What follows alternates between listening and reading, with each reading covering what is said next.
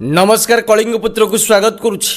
केन्द्रापड़ा जिला महाकालपड़ा थाना अंतर्गत पेटछला पंचायत कोचिला ग्राम दृश्य आज्ञा ए जो दृश्य देखुंट ए दुईटी दृश्य रही।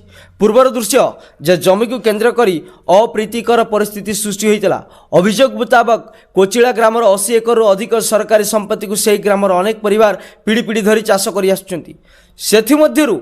5टी दलित परिवार प्राय 3 एकर जमी को पुरुषानुक्रमिक चाष कर आसुच्चु।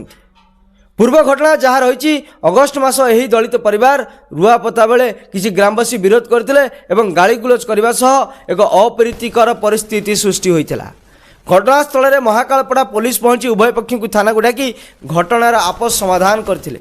किंतु वर्तमान धान पाचिबा समय ग्रामर किछि लोक धान काटी नहीं अभियोग आसुची। जमी मालिक मना कला पर मध्य भ्रूक्षेप न करी जातीय आक्षेप करी कहितु अभियोग आसुची।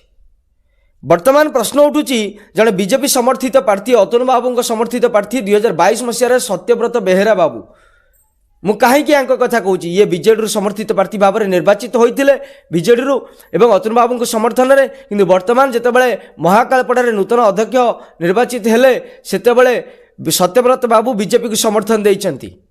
किंतु वर्तमान प्रश्न उठुची बीजेपी सरकार को समर्थन करी जड़े समिति सभ्य जदि निजको एते असुरक्षित मन करुचंती निज परिवार एवं निजको एते असुरक्षित मन करुचंती साधारण हैरान होउचंती अभियोग आणुचंती ताले साधारण लोकंक अवस्था कौन हम आज्ञा।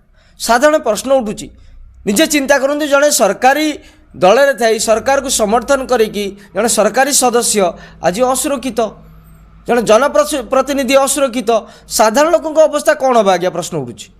अब एमती आम हरिजन लोक आमर सब बिल बाटे सब धान फान काटिकी घिनी आइले सब आम कंचा धान कोचिड़ा पंचायत कोचिड़ा गाँ सारा लोक जबरदस्त आमको आखि देखी काटिकी नहीं गला कौन रुआ बेले होता से सब डिसाइड हो